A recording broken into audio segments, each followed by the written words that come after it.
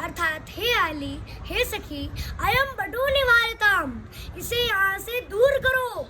अयम बटू कंपिता दरोष्ठ, इस बालक ब्रह्मचारी के कंपमान ओष्ठ फड़फड़ा रहे हैं, लगता है ये कुछ और बोलना चाहता है, इसलिए इसको यहाँ से भगा दो, क्योंकि यह मातोपभास्ते, क्योंकि जो बड़ों की निंदा करता है न केवलम सैव पाप भाग, केवल वही पाप का भागी नहीं होता, अभी तो शृणोति सैपी पाप भाग भवती थी शेष, किंतु जो सुनता है वह उससे अधिक पाप का भागी होता है, इसलिए इसको यहाँ से भगा दो, नहीं तो हम ही लोग कहीं और चल चलते हैं।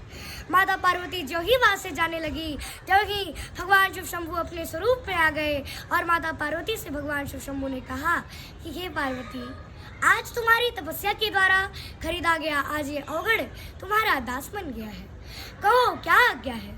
माता पार्वती की तपस्या की परीक्षा लेने के लिए कहो क्या आज्ञा है। माता पार्वती भगवान शिव को उनके अपने समीप देखकर किम कर्तव्य वैमूढ़ हो गई, अर्थात ना ही वो आगे बढ़ सकी और ना ही वो पीछे हट सकी।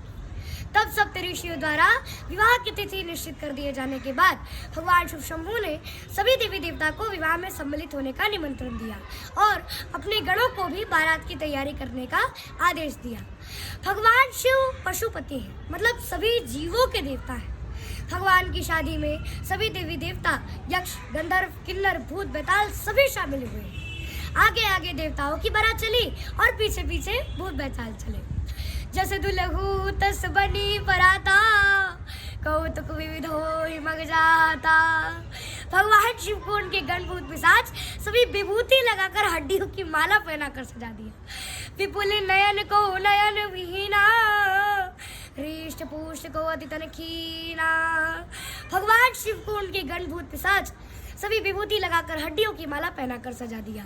यहाँ कोई बिना मुख का है तो किसी के बहुत से मुख है, कोई बिना हाथ पैर के है तो किसी के बहुत से हाथ पैर हैं, कोई बहुत मोटा ताजा है तो कोई बहुत दुबला पतला है। यह सब देखकर सभी देवी देवता लोग बहुत व्यंग कर रहे हैं और भगवान शिव भी मुस्कुरा रहे हैं कि हथियान घुड़वारे, बाबा शिव के बरतिया रे, गोंगा बेचारा गाना सुनावे, दूल्हा बेचारा ढोलक बजावे, लंगड़ा बेचारा नाचे दिखावे, कितना अद्भुत बरतिया रे, बाबा शिव के बरतिया रे, बम बम बम बम बम बम। और बाबा बोले बसा पर बैठे बड़े ही अद्भुत शोभायमान हो रहे हैं कि बस हाथ चढ़ल बौरगवा, आगे माई शंकर दुलगवा। बारात को देखकर सभी लोग बहुत प्रसन्न हुए, लेकिन जब भूत बेताल को लोगों ने देखा तो सभी डर के मारे भागने लगे। माता मैना भगवान शिव के अद्भुत स्वरूप को देखकर मूर्छित हो गई और वो नारद जी को भला बुरा कहने लगी कि नारद का मैं उसे बिगाड़ा, बसत जिन्न मोई भवन उजारा। कि हाय विधाता, हम जो सबोगी और निर्मोही नारद का क्या बिगाड़ा था जो मेरे बसते बगैर गृहस्थी पे आग लगा दिया। सही कहा है कि बांझन जान प्रसव की पीड़ा। ऐसा कहकर मैना माता पार्वती को गोद में लेकर मैना विलाप करने लगी। तब सभी ऋषि और देवी देवताओं ने आकर समझाया कि आपकी पुत्री तो कोई साधारण कन्या नहीं बल्कि भगवान शिव की पहली पत्नी साक्षात सती है। इनका जन्मों जन्मांतर से रिश्ता रहा है, इसलिए आप संकोच न करें और निश्चित होकर कन्यादान करें। सभी सखियों ने शिव जी का परिचय किया। चेलु है सखिया करे जोगिया के परिचन, सेक देवै गाल उनकर लागे देवै चंदन। चेलु है सखिया करे जोगिया के परिचन, गावो गीत सुमंगलगारी। सभी सखियों ने बारात को गीत के साथ सुमंगलगारी भी सुनाए। सखियों की सुमंगलगारी को सुनकर सभी देवी देवता लोग बहुत विरोध कर रहे हैं कि पाणी ग्रहण जब किन्न महेशा, हर से तब सकल सुरेशा। अर्थात महेश्वर शिव जी ने जब माता पार्वती का पाणी ग्रहण किया तब इंद्रादि सभी देवी देवता हृदय से बड़े हर्षित हुए और श्रेष्ठ मुनिगण वेद मंत्रों का उच्चारण करने लगे।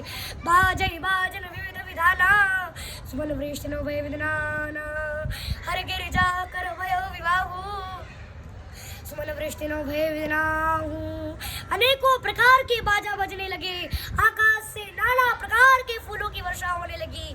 शिव पार्वती का विवाह हो गया, सारे ब्रह्मांड में आनंद ही आनंद भर गया।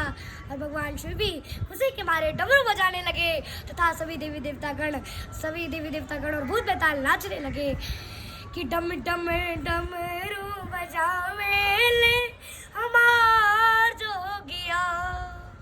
वागर्था विषमृक्तो वागर्था प्रतिपत्ते जगत पितरो वंदे पार्वती परमेश्वरो।